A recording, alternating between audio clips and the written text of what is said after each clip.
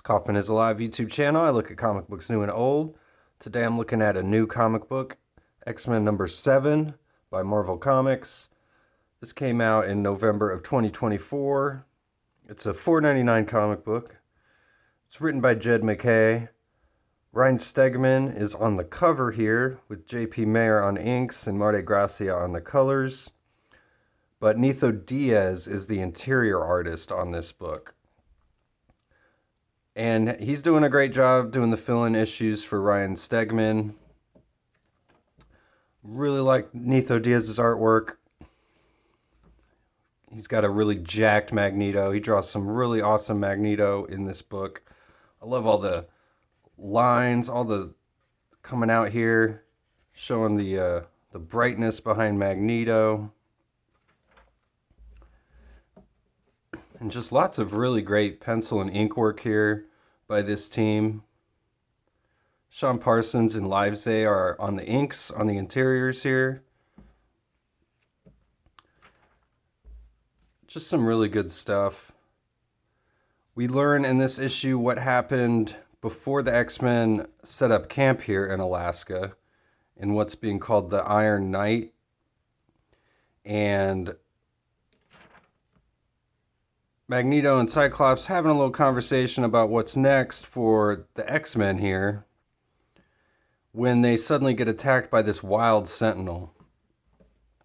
We learn that these wild sentinels have an autonomous weapon system and they kind of build themselves from surrounding materials, as we learn from what Temper tells us here. But I really like this sentinel. The way Netho Diaz is drawing this Sentinel all throughout this issue. He's really huge, though. Sentinels usually aren't quite this big, but maybe that's the what's the wild Sentinels are just bigger. I don't know. I've never heard of the wild Sentinel before. Is this kind of a new thing, perhaps? Temper says after the Avengers decommissioned this Sentinel factory in the fight with Orcus, there must have been a stray core left over for this wild sentinel to start creating itself. So she's talking to this girl who thinks she's a mutant, and she thinks she's the reason for this sentinel to come and attack this town. So Cyclops also has ties to this city as well, Merle, Alaska. So that's why he's here. Again, we get some great pages, again, by Netho Diaz. I love this Cyclops, the way the power is coming out of his eye there. That looks so cool with the silhouette of Magneto right there. This page is just really great stuff. I love the Sentinel down here, all the little line work in the city down here. Magneto's using a car to bring Cyclops along with him. That's really cool stuff. Kind of reminds me of what Magneto did in Secret Wars 2 when he used the car to travel all the X-Men to try and fight the Beyonders. What this reminds me of. So the X-Men come and they're here to save the day. Got this completely swole looking Magneto. Really awesome drawing here. Some really cool pages again. Really like this panel. Magneto puts together this giant metal spike and stabs it right through. I love the color on those panels too, the red background. Just again, all the little line work on this Sentinel looks really great. I've said this on other videos too. Netho Diaz draws really great hands as well. And I love this Magneto face down here. Both of these. This one is really great.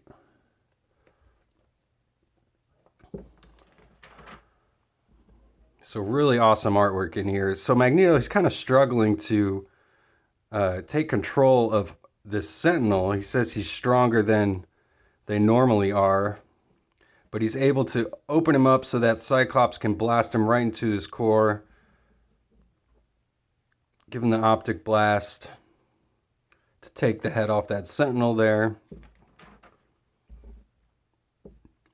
Get the X-Mentions page, which These are really cool, really informative stuff, just talking about everything going on in the X line right now. I always like those. And they got the checklist too of all the current X-Men titles. So they're able to stop the Sentinel. Not really too much to the story in this book, I feel like. It's pretty straightforward. They get attacked by a Sentinel, they're able to stop it. We learn why the Sentinel's kind of stuck here, I suppose. And we know that Cyclops and Beast, they don't want to dismantle him just yet for some reason. I think they want to let the people know that the X-Men were the ones that saved them and they're here to protect them. So they're kind of leaving it as a little reminder. And but Magneto was having trouble earlier, and then suddenly he can't control his powers at all. And we get this page of him just saying he can't control his powers. And then we learn through the dialogue, as we flash forward to the present, that he says Cyclops had to take him out with an optic blast. Thankfully, no one was hurt. And Magneto says, and no one saw what had become of him. So his dignity remained intact.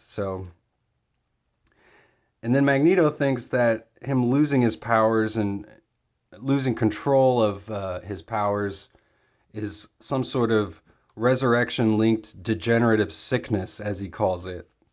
So he believes that now the mutants that have been resurrected are going to start losing their powers and they're going to start going haywire. But Cyclops lets him know that he's not sure of that. Beast isn't sure of that yet. They're still trying to figure it out. So, nice picture of Cyclops there.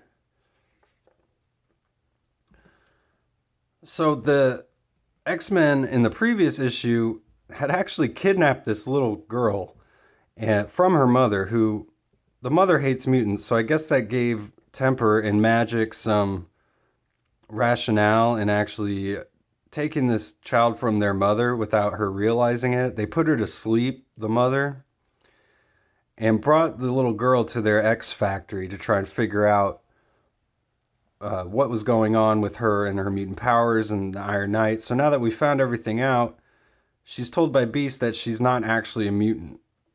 And she thinks that's pretty strange. But Temper lets her know that she'll always have a friend with her and the X-Men. And they take her back to her house. Her mom is none the wiser. And then we see that as she's falling asleep, she turns into something here. And then turns back into human. So another mystery along with Magneto, why he lost his powers. So we kind of learn, we get one mystery solved, what happened before the X-Men got here, what all led up to that, and we get a couple new ones.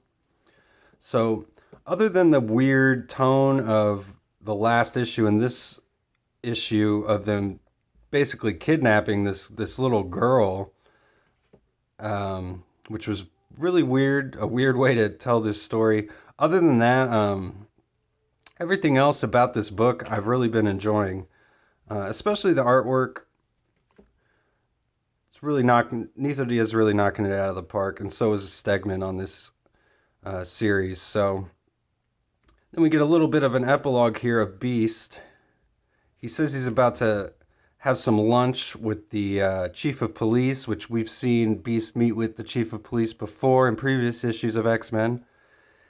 And as he's doing that, he gets kidnapped from behind and gets a bag put over his head. So kind of ironic that we've got an X-Men being kidnapped here after they kind of just did the same thing to a child. But he's talking to Quentin Quire on the other line here. So as he gets kidnapped, obviously Quentin is going to realize what happened. So, and we have found out in the X-Mentions that I had mentioned earlier that this upcoming Raid on Grey Malkin storyline is going to involve a rescue mission. So I'm assuming they're going to be rescuing Beast. And that's what happened here at the end of this issue. So definitely looking forward to this X-Men crossover between the two X-Men titles. Thankfully, they're the only two X-Men titles I'm reading, and they're the only two titles involved in this crossover. So I'm happy about that. So definitely recommend this issue. I really like this cover by Stegman too. I got to go back to that. I mean, it's actually showing us something that is a scene from this comic book, so that's really cool.